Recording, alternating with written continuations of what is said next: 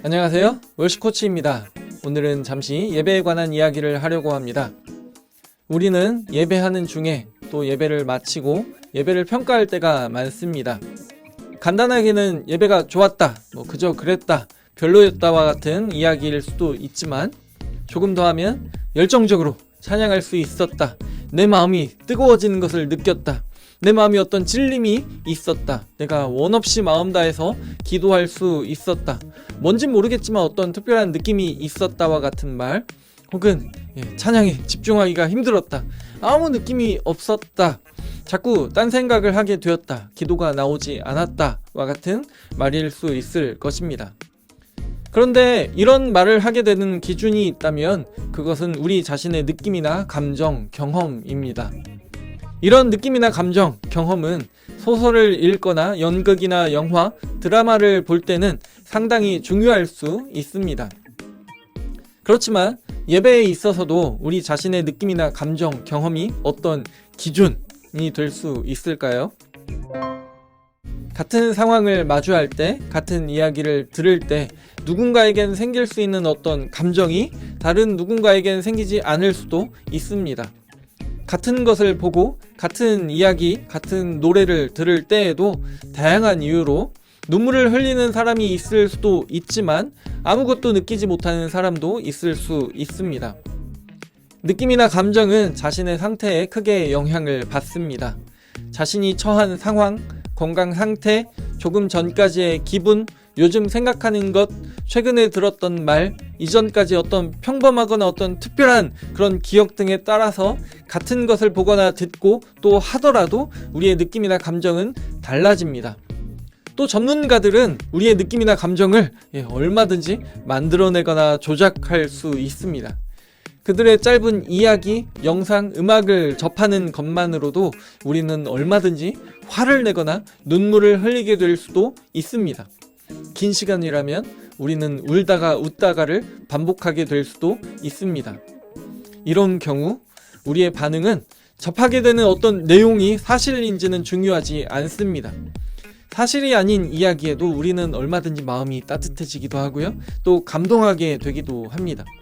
만일 우리가 정말 있었던 이야기에만 반응한다면 동화나 소설은 우리에게 의미가 없을 것입니다. 사실 우리가 접하는 감동적인 이야기 중에는 알고 보면 실화가 아닌 경우도 많습니다. 우리는 설교를 들을 때에도 성서의 어떤 내용들보다는 감동적인 예화에 큰 자극을 받기도 합니다. 롤러코스터 같은 놀이기구를 좋아하신다면 우리 경험의 한 가지 특징을 잘 아실 것입니다. 놀이기구를 타본 경험이 없었을 때 롤러코스터는 눈도 못 뜨고 소리 지르게 만드는 무서운 놀이기구입니다. 그러나 다양한 놀이기구들을 타고 반복해서 롤러코스터를 타게 된다면 눈은 당연히 뜨게 되고요. 아무리 높은 곳에서 떨어지고 거꾸로 빙글빙글 돌아도 편안한 마음으로 옆 사람에게 말도 걸면서 즐길 수 있게 됩니다. 그리고 더 높고 빠른 곳에서 자극적으로 움직이는 롤러코스터를 원하게 됩니다. 동일한 자극이 반복될 때 그 자극에 대한 우리의 어떤 느낌, 경험은 같지 않고 아무 느낌이 없게 되는 경우도 있기 때문에 우리는 더 큰 자극, 더 강렬한 경험을 추구하게 되기도 합니다. 그렇다면 특별한 느낌이나 감정, 경험이 있으면 좋은 예배이고 없으면 나쁜 예배일까요? 예배에서의 어떤 경험이 그 예배를 평가할 수 있는 기준이 될 수 있을까요? 결코 그럴 수 없을 것입니다. 우리가 예배 가운데에서 특별한 감정이나 느낌, 경험을 원한다면 그런 무언가가 있을 때에는 만족할 것입니다. 그러나 원했던 특별한 감정이나 느낌, 경험이 없다면 실망스럽고 지루한 예배로 여겨질 것입니다. 그런데 그런 특별한 무언가가 있어서 나에게 만족스러우면 함께 예배한 회중들에게도 만족스러울까요? 그리고 하나님께도 만족스러운 예배일까요? 나에게 좋았다면 그것이 좋은 거니까 다른 이들에게도 좋을 가능성이 조금 더 있을 수 있습니다. 그러나 나에게 좋았다고 해서 나와 정말 다른 존재인 함께 예배한 이들에게도 좋을 수만은 없을 것입니다. 내가 좋아하는 드럼이나 일렉 소리가 누군가에게는 귀를 막게 만드는 소리일 수 있고요. 빠른 노래가 부담스러울 수 있고요. 또 신곡이 나 저 노래 몰라, 나는 못 부르겠어 하고 입을 닫게 만드는 것일 수 있습니다. 우리는 때로는 자신의 만족을 위해서 누군가가 하는 그 행위로 인해서 눈살을 찌푸리기도 합니다. 그렇기에 나에게 만족스럽다고 해서 하나님께도 만족스러운 것일 수만은 없을 것입니다. 분명히 내가 이렇게 했더니 좋았다, 내가 이렇게 했더니 참 만족스러웠다의 기준은 나 자신의 어떤 느낌이나 감정, 경험에 있어서의 만족입니다. 그렇기에 나에게 좋았거나 만족스러웠던 어떤 모습, 시도는 예배에서의 어떤 기준이 될 수는 없습니다. 같은 이유로 긴 시간 동안 분위기를 만들기 위해서, 감정을 막 끌어올리기 위해서 화려한 음악과 함께 노래를 부르는 것, 또 뭔가 있을 때까지, 뜨거워질 때까지 통성으로 기도하는 것, 자극적인 설교만을 듣는 것은 위험할 수 있습니다. 그렇게 예배한 후에 한두 곡 정도를, 한두 가지 악기만을 가지고 혹은 무반주로 소수의 인원이 혹은 혼자서 노래를 부를 때 가사에 마음을 담아서 고백하며 부르기가 힘들고 아무 느낌이 없다면, 화려한 음악 가운데에서 춤추면서 때론 뛰면서 노래했던 그것이 유익했다고 말하기 어려울 수 있습니다.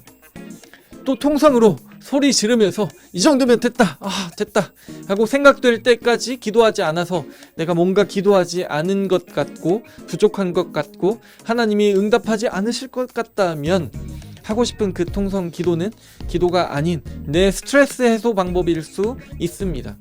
그리고 평소에는 하나님을 전혀 기억하지 않고 하나님께 기도 한마디 하지 않고 있다면 앞선 그 기도들이 유익했다고 말하기 어려울 것입니다.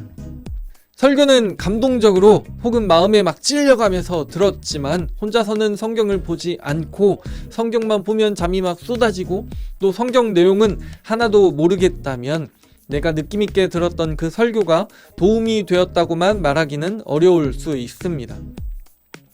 또 우리가 아무리 뜨겁게 깊이 있게 많은 경험 가운데 예배한 것 같더라도 예배를 마친 후에 서로를 바라보았을 때 서로가 조금도 사랑스럽지 않으면서 여전히 서로 간에 어떤 감정의 문제들이 남아있고 이런 문제를 서로가 전혀 해결할 의지가 없다면 우리는 전혀 예배하지 않은 것일지도 모릅니다. 예배 중에 특별한 감정이나 느낌, 경험은 예배를 평가할 수 있는 기준이 될 수 없습니다. 예배에 관한 앞선 영상에서 기억과 예상이라는 주제로 로버트 웨버의 글을 인용하여 예배는 하나님의 이야기를 실행한다, 예배는 과거를 기억한다, 예배는 미래를 예상한다 라는 이야기를 했습니다. 이 내용으로 잠시 예배를 생각하는 어떤 기준을 말씀드린다면 이런 것들이 있을 것 같습니다. 예배 중에 불렀던 노래의 가사는 하나님께 나에게 어떻게 해달라고만 말하거나 내가 어떻게 하겠다고 말하는 것이 아닌, 하나님이 어떤 분이신지, 하나님께서 어떤 일을 하셨는지, 하나님께서 어떻게 우리를 구원하셨는지, 하나님께서 어떻게 하실 것인지를 고백하는 것이었는가.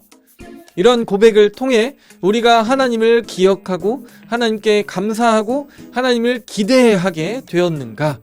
우리가 자신을 돌아보고 우리의 삶의 모습을 바꿔서 하나님의 뜻대로 살아가게 되는 그런 어떤 변화가 있었는가. 하나님의 뜻이 땅에서도 이루어지는 일에 우리가 동참하게 되었는가. 나아가 중심이 되지 않는 이러한 질문, 관점을 통해 우리의 예배를 생각할 수 있다면, 그리고 우리의 예배에 어떤 시도를 할 수 있다면 우리의 예배에 대한 생각이 조금 더 건강해질 수 있을 것입니다. 오늘 이야기가 도움이 되었다면 구독, 좋아요, 알람 설정해 주시고요. 저는 또 다른 예배와 찬양에 대한 이야기로 돌아오겠습니다. 하나님의 평강이 함께하기를 원합니다.